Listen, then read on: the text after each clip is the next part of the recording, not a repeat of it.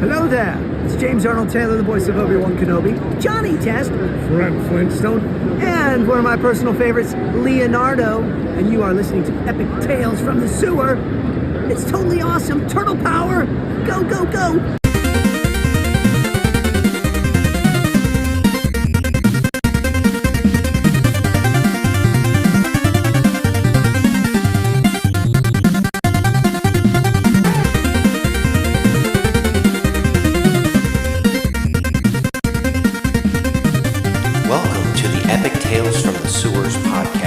Strap into the party wagon and hold on to your pizza.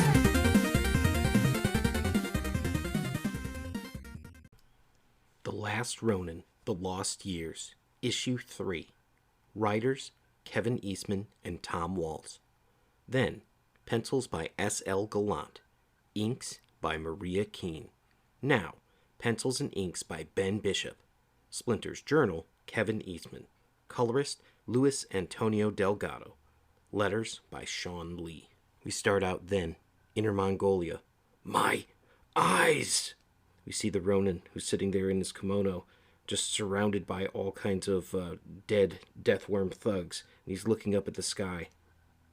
The story thus far. Then, following the loss of his family, Michelangelo attempted to find inner peace by retreating to the mountains of Japan.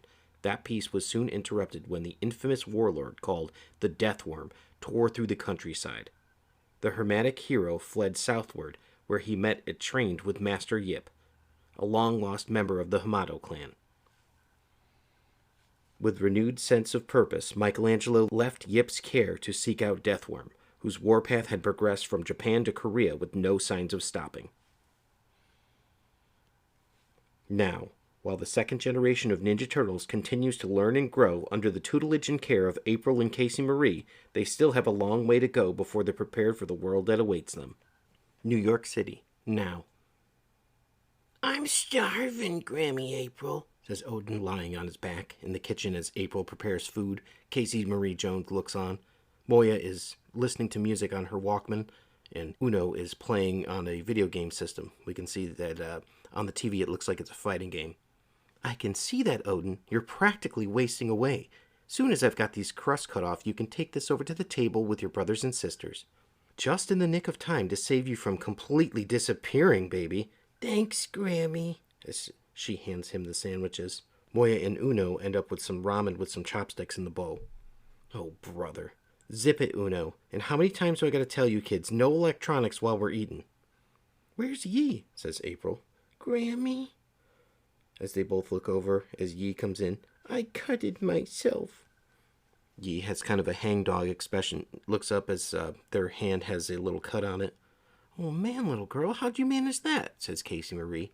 I was trying to slice some wires in Grammy's garage, but I slipped and now I'm gonna die." "Pretty sure you'll survive, kiddo, but you are lucky you didn't hurt yourself worse. Didn't we talk about not messing with any of Grammy's tools unless I'm there to watch you?" "Yes, Grammy, I just thought that I could do it by myself to help you fix things." "Well, can't criticize you for a lack of ambition, that's sure. But as much as I love you taking initiative, I really need you to promise you'll wait for me next time, okay?" As she fixes up the wound on Yi's hand.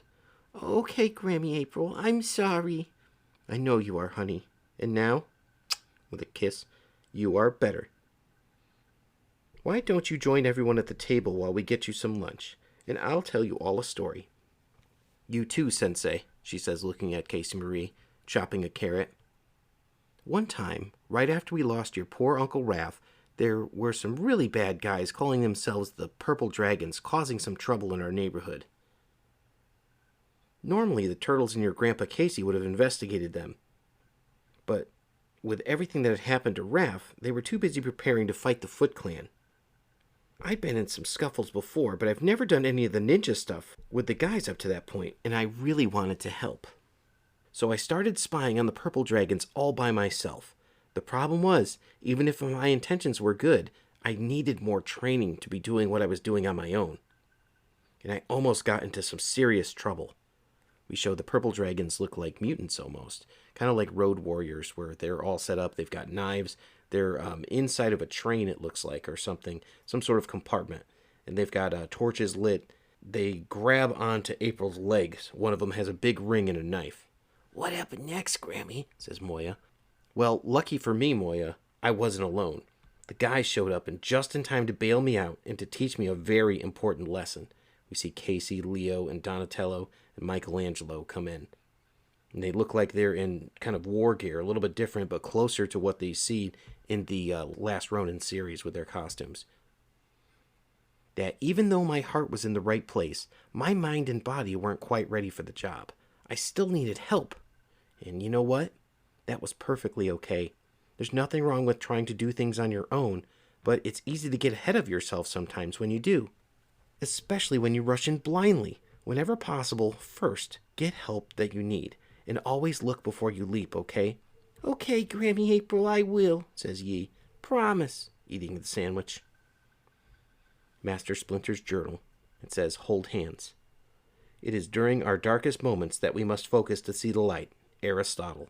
Kevin Eastman art style. You see some stick figures making various gestures on the panel.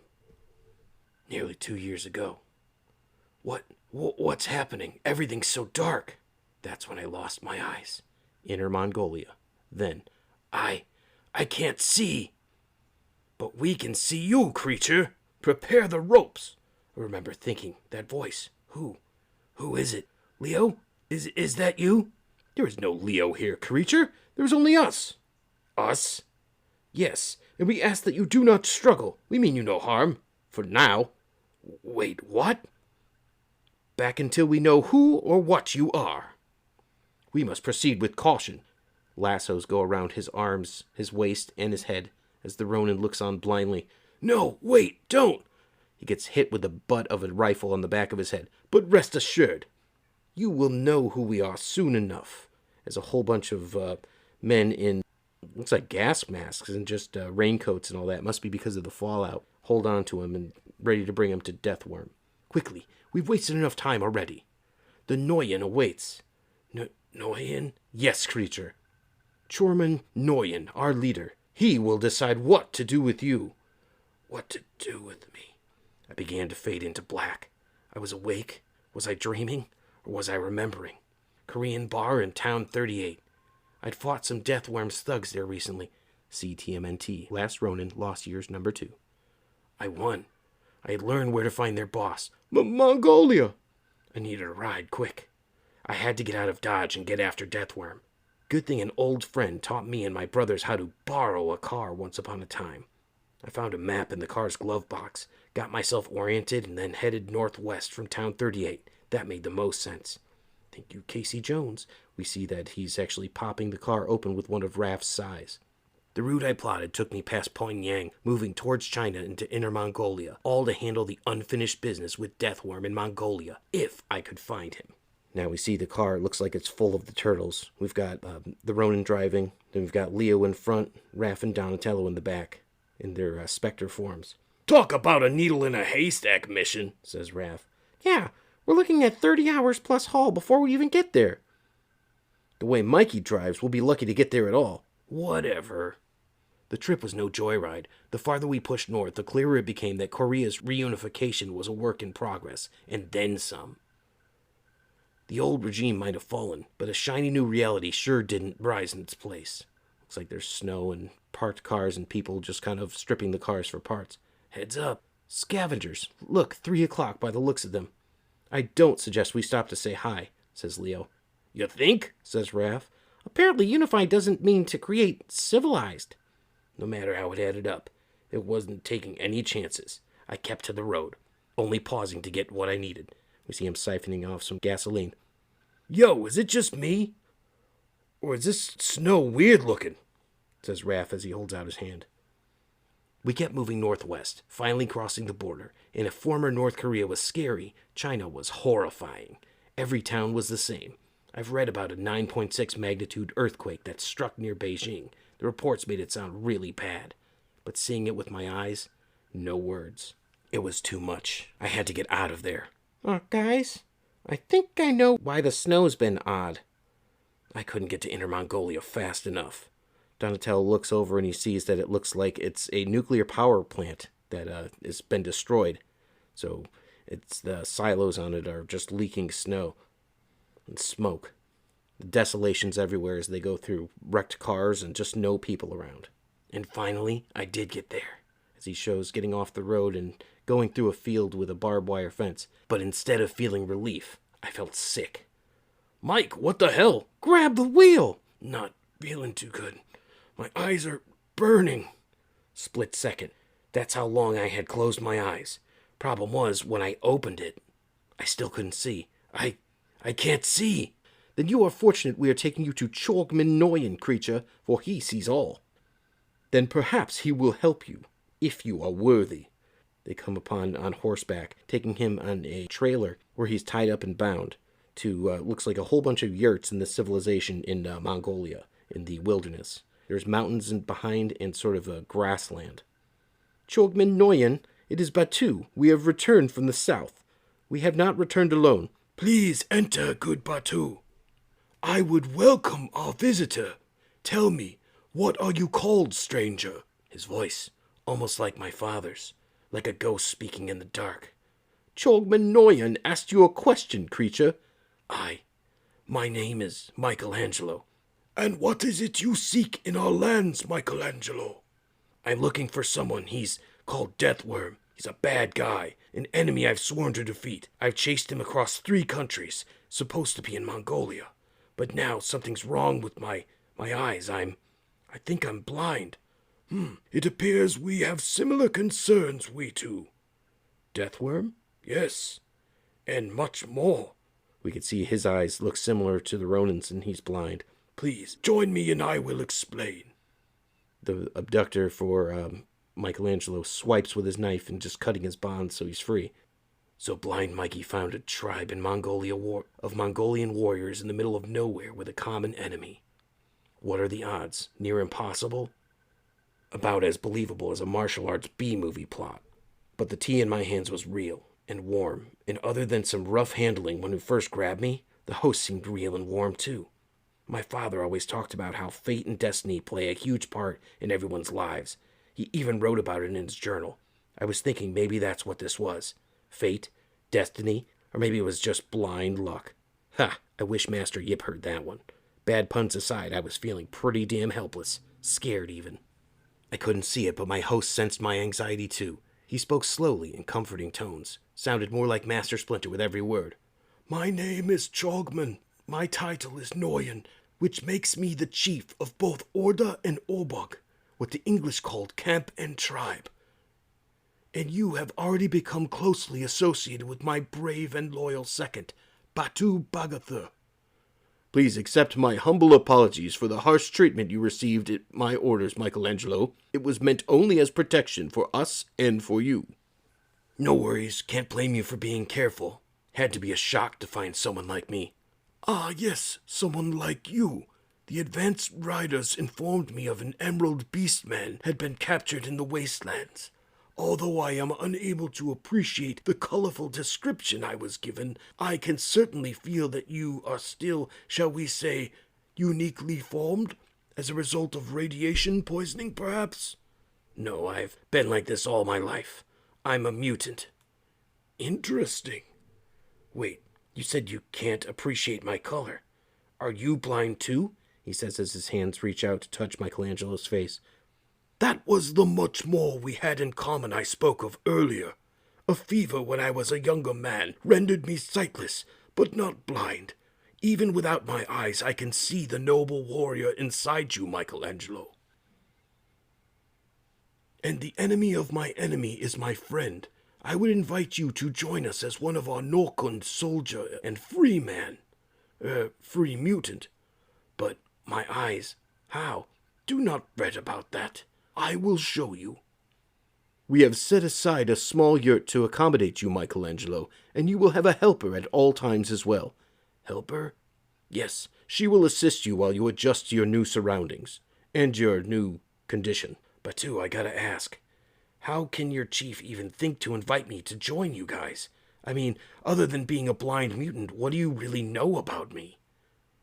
You are right, we know very little about you, but as I told you before, Chorgman Noyen is able to see things the rest of us cannot. Here we are at your yurt, my friend, and young Geralt is here too, at your service. Please greet our honored guest, Geralt, and practice your English. Hello, Beatles, John Lennon. Close enough. I will leave you both now. Geralt, be sure Michelangelo is fed soon, he says in Mongolian. Come, Michelangelo. We eat, her broken English says. It's a young girl in a, looks almost like a purple kimono outfit. Very signature of the tribe that they're in, but she seems to be wearing purple. She's helping teaching him how to feed, as they all sit down and eat outdoors. And so we ate, the first of many meals with my new helper Geralt, and the other members of the tribe, even though they would all become like family to me eventually. I didn't need working eyes to figure out how they weren't as sure about me joining them as first the Noyan seemed to be. May I join you, friends, says Batu. Luckily for me, Batu wasn't only a loyal soldier to his chief, he was also highly respected by the entire tribe, and he was willing to accept me, then so were they. The others come to join afterwards, after Batu sat down. Which made my own fears and uncertainties a lot easier to face. Good sleep to you, Michelangelo, says Geralt. Of course, even in the dark. I was never totally alone. Back to the turtles. Well, see, this is something you don't see every day. That's supposed to be a joke, Leo? 'Cause I ain't laughing. Probably because of sudden blindness isn't funny. If I had to guess, I'd say prolonged exposure to radiation's to blame. Whatever caused it, the next question is, how do you plan to deal with it? Yeah, Mike. What are you gonna do? I don't know. Good thing for me, my new friends did. Little Geralt helped me return to everyday normalcy. How's it look? As he's washing dishes. Clean like whistle, Michelangelo. Batu helped me find my strength. How's it look? As he puts him in sort of a armor for a warrior befitting of the tribe. It's a fine fit for an emerald warrior, Michelangelo. And Chorkman Noyan helped me to see. So tell me, Michelangelo, how does it look? The fire? I don't know. I can't see it, Noyan. Then how do you know it's a fire? By the smell, I guess, and the sound it's making and the heat. And if you were to reach out and touch it, I'd get burned. So, you remember its imitable aroma, its sultry voice, and the dangerous caress. Do you not also remember its brilliant face? Yeah, I do. As they sit around the fire and Noyan teaches him how to see without seeing and using his eyes. It's so bright, so beautiful. Yes, even when our eyes fail us, the things we have seen do not change. What must change, however, is how we see them with failing eyes. Our senses are like a kingdom, Michelangelo. When they divide, we fall. But when they are united in harmony, the entire world reveals itself to us. We see Bateau training with Michelangelo, as he rushes at him with a sword. Chorkman Noyan was right. The world did begin to reveal itself to me. Excellent. Day by day. Not an easy task defending a strike from brave Bateau, but tell me, how were you able to do so, Michelangelo? I heard his boots scrape over the pebbles, felt the air change when he swung, and smelled today's breakfast coming from his mouth when he shouted. Ha ha, breath of Batu, says Geralt, month by month. I don't know, Batu. I don't think this is such a great idea. Don't think, Michelangelo, just do. He takes a saddle and puts it on a horse and starts riding. A happy look and excited look on his face. Everything became clearer. What will you think now, Emerald Warrior? I think this horse is probably hating me, but I love it. In the dark, I found a new way of life, a new clan, as he helps the nomadic people put up their yurts. A new family. The fire is beautiful, huh, Geralt? Yes, so pretty, Michelangelo, but sadly like my other family. This old one had the same problem, an unrelenting enemy. What is the Noyan told you of Ogoko Kohoroki, Michelangelo? Deathworm? Yes, him. He said Deathworm's an old enemy of the tribe, that a lot of blood's been shed fighting him and his thugs. Yes, our tribe was once much bigger, and even our numbers were greater. We maintained a traditional way of life, peaceful, but when Ogoko Kohori appeared, the peace was broken. Our numbers diminished. The girl who helps you, Geralt, her mother and father were killed by Deathworm's minions. He claims to be descended from Genghis Khan, wielding full military authority as such wherever he goes. Is it true? Is he related to Genghis Khan? True or not, he believes it. And he's persuaded an army of, how did you describe them? Thugs, to believe it. They move back and forth across the continents, reaping destruction like the Mongol hordes of old. This is why our tribe continues to migrate as much as possible, to avoid further decimation. But that is not to say we haven't inflicted damage on our enemy over the years. We may be peaceful, but we are not toothless. These seized weapons are proof of the enemy's fallen. Oil and gunpowder. I could smell what was in the box even before Bateau opened it. My brother Raph always called guns wimp weapons. He wasn't wrong. But there was something else, a burning electric smell, the kind that used to always be in my brother Donnie's lab. You mind if I give these babies a ride, Bateau? As he holds up, it looks like two of the Tonfa batons. They look like metal, and they seem to be emitting a sort of electromagnetic aura to them. He practices with them. From the moment I held them in my hands, humming with strange energy, it was like the Tonfa were meant for me. I'd not understand, Michael Angel. Why cover eyes with cloth? I guess it just feels more natural to fight this way. Besides, more fate, more destiny, as he attacks a line of beer bottles with the Tonfa, smashing them to bits. Who needs eyes to see? More fate, more destiny, more blind luck. Whatever it was, I had a powerful new weapon in my arsenal, thanks to Deathworm. God, I love these things, he says as he looks on, holding them at his side. Okay, time for my swim. Let's go. He climbs on a horse and says to Geralt, for nearly 2 years I've been using my ears, nose, mouth, and fingers to see. Had to become a second nature to me, but constantly relying on so much stimuli to function can get overwhelming. Who is Aristotle, Michael Angel? Aristotle? He was a really old, really smart guy, kinda like Chorman Noyan. Sometimes I just needed silence, sensory deprivation. He goes under the lake and just gets into the dark, cold water. Of course, taking a break from one family usually meant spending time with another. Gotta admit, you're making good use with those Tonfa, Mike. Just shows how consistent training pays off. I'm pretty sure those things have localized electromagnetic pulse capabilities, too. Worth testing out, at least. A lot of good EMP's gonna do against horses and goats, Don. I'm just saying. Wait, did you guys hear that? I felt something. Is that freaking bullets? And in one silent moment, the peace was broken. You see that at the corner of the lake, as he comes up for air, there's a whole bunch of Deathworm's army who are just holding Geralt and his horse at gunpoint. That smell! Blood! Geralt! Geralt's shot in the side. Geralt! He says, running towards him, as the man with the Deathworm tattoo loads up his gun, puts a clip in it. Quickly, he covers the distance. Guns, cocking, firing. I hear it. Blam, blam. He shoots and he gets out of the way. I smell it. Gets out of the way for one, takes it to the other, pushes him so he shoots another man while he hits him with an elbow strike to the head. And then he's on another one, hitting him, breaking his arm with a crack. I feel it. I taste it. Grabs one, puts his plate and face plants him into the ground, removing his gun. He gets hit by a silent attacker who sinks his knife into his shoulder with a shh, all of it. And all I can do is return to that sensation. He pulls the knife out of his shoulder and stabs the man's center midsection with a quick. Huh. But then, quit screwing around, as they all have guns posted on him, and tase the damn thing. Everything went blindingly bright. As we see him now with 4 tasers in his face as he reels back in pain. As you can see, he's lit up by all this electricity. And suddenly, my eyes, I can see. Quiet, freak! As he gets bonked in the back of the head, and that brings us back to the beginning of it. Oh, Geralt. The first thing that he sees after regaining his sight is young Geralt lying dead on the ground from a gunshot from Deathworm's army. It says, to be continued. And that's the end of issue 3. It's pizza time. And now, in a segment that we call Pizza Time, where we discuss any Teenage Mutant Ninja Turtle or pizza-related food, I give you Pizza Time.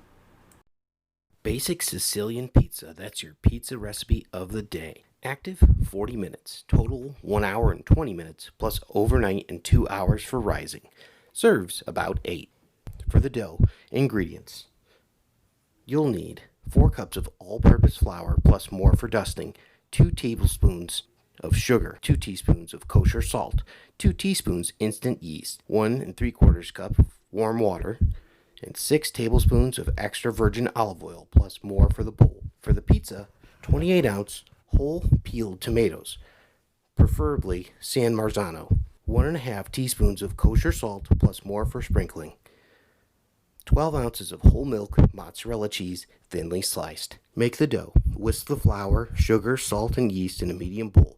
Pour the warm water into a large bowl and then add the flour mixture and stir until combined. Stir in 2 tablespoons of olive oil to make sure it's very sticky dough. Turn it out onto a lightly floured surface and knead, dusting with more flour as needed until the dough comes together and no longer sticks to your fingers. About 2 minutes. Transfer to a lightly oiled large bowl and turn to coat. Tightly cover with plastic wrap and refrigerate overnight. Step 2. Coat an 11 by 17 rimmed baking sheet with 3 tablespoons of olive oil. Add the dough and stretch it to fit the baking sheet. Brush with the remaining 1 tablespoon of olive oil. Loosely cover with plastic wrap and let rise at room temperature until puffy, about 2 hours. Step 3. Make the pizza. Position a rack in the upper third of the oven and preheat to 450 degrees Fahrenheit. Combine the tomatoes and their juices and the salt in a medium bowl and crush well with your hands or a potato masher. Uncover the dough and sprinkle with salt. Gently place the baking sheet in the oven and bake until the crust is golden, about 20 minutes. Remove the crust from the oven, top with the sliced mozzarella, and cover with 2 cups of crushed tomatoes. Bake until the cheese is bubbling through the sauce and it starts sprouting, about 15 to 20 more minutes. Step 4. Let the pizza stand 10 minutes, then remove it from the pan using a spatula to transfer to a cutting board. Let it cool 1 to 2 minutes before slicing. Pro tips: when putting the crust in the oven, be gentle. If you knock the baking sheet, the dough could deflate and you might want it to stay puffy. Good quality canned tomatoes make a big difference for this pizza. Look for San Marzano tomatoes from Italy. That's your pizza for the day. Basic Sicilian pizza. Cowabunga, dudes! Everyone thinks because you're a zombie, you don't know good coffee. Well, they're wrong. We have very active lifestyles. It's not all wandering the countryside aimlessly or scaring passing motorists. And we all love a good cup of joe. And there's only one brew that gets my seal of approval. Deadly Grounds coffee is my guilty pleasure. Bold, robust, delicious. It's coffee that can wake the dead.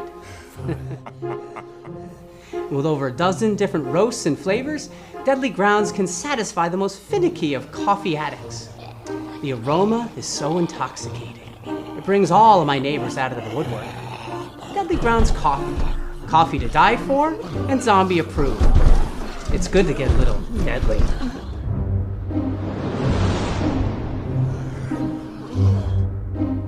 Use the front door! Oh, they're so disgusting. Greetings and shabibans. We are the Retro Reductibus Cephala Podcast, a long-form bi-weekly show that celebrates all the things that made growing up awesome. Well, that sounds good, but I don't know what all those words mean. I think what Parasite seems trying to say is that on Retro Redoctopus, we explore a range of retro goodness, from toys, video games, and movies, to cartoons, and even snacks and school lunches. Oh. And we do it all with a positive spin, a slew of killer guests, and some very adult language. And you know what else is cool? No. This crazy show is part of the Dorking Podcast Network with new episodes every Tentacle Tuesday. What's that? And if waiting 2 weeks for a new episode gives you a sad, know that we drop bonus episodes all the time, like the off-format Crow's Nest and an interview series we call The Brig. You can listen to Retro Redoctopus on Apple Podcasts, Spotify, Stitcher, or any app that's cool enough to carry the only show that celebrates all the things that make growing up awesome. Hello, intrepid listeners. This is the Generation Playlist Podcast, a podcast about music where we are your guides through a particular group or artist. We talk about the music, and then we make a customized playlist to share with you, our listeners. And you can check us out wherever you listen to podcasts and find our playlists on Spotify.